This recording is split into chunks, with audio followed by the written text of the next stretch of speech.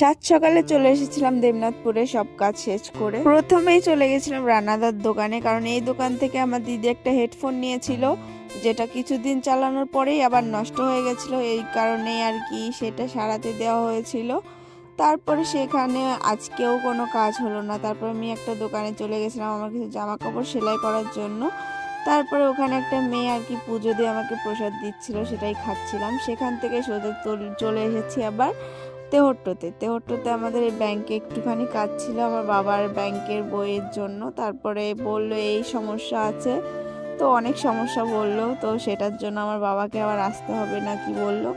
তো যাই হোক, আমার যতটুকু কাজ করার মতন ছিল সেটুকু করে আমি সোজা চলে যাচ্ছিলাম আমাদের ফেমাস লুচির দোকানে। মানে আমাদের এখানে থানার পাশেই যে লুচির দোকানটা আর কি খুব ফেমাস। আমি ভাবলাম এদিকে এসেছি যখন, চলো আজকে লুচিটা খাওয়াই যাক। ও সরি, এটা তো লুচি না, আমাকে অনেক মানুষ কমেন্ট করে বলেছে যে এটা নাকি প্রেম পুরি। তো যাই হোক, সেই প্রেম পুরি খেয়ে দিয়ে আমি সোজা চলে যাচ্ছিলাম বাড়ি যাওয়ার উদ্দেশ্যে। বাড়ি যাওয়ার পথেই যেহেতু আমাদের এখানে খুব বড় একটা মেলা বসেছে, তোমরা সবাই জানো, তেহট্ট মেলা।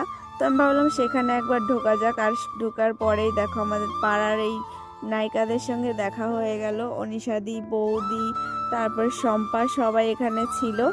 যাওয়ার পরে আমি বললাম পুজো দিলে তাহলে প্রসাদ দেবে না খেতে।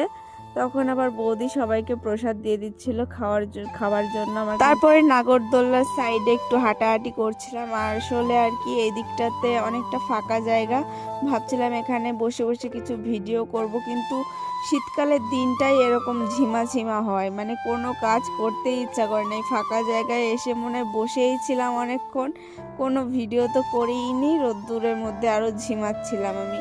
তার জন্য ভাবছিলাম যে পোলট্রি মুরগির মতো না ঝিমিয়ে বাড়ির দিকে যাওয়া যাক। তার আগে দেখো সব মানে এখানে সব কিছু ফাঁকা পেয়ে আমি একটু চান্সে ডান্স মেরে নিলাম। যাই হোক, তো ওখান থেকে বেরিয়ে সোজা বাড়ির দিকে আসতে আমি ভুলে গেছিলাম একটা জিনিস কিনতে, সেটা কিনে আমি সোজা বাড়ির দিকে হাঁটতে হাঁটতে চলে যাচ্ছিলাম। আমার শরীরটা একটু খারাপও লাগছিল। বাড়িতে এসে রেস্ট নিয়ে বিকালবেলা খেলতে চলে গেছিলাম। এই দেখো এর সাথে আমি নাম পাতাতে আইছি।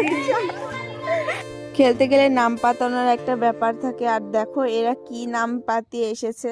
জেনেবে উম্মা, জেনেবে উঙ্গা।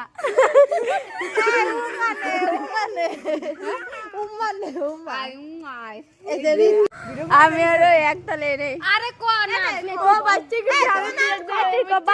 এ কিন্তু খুবই চালাক, মানে বলে না ছোটা প্যাকেট বাড়া ধামাকা, খুব চালাক। মানে খেলতে গেলে ও যেই দলে পড়ে সেই দলে মানে আর কি জেতার সম্ভাবনা অতিরিক্ত বেশি থাকে।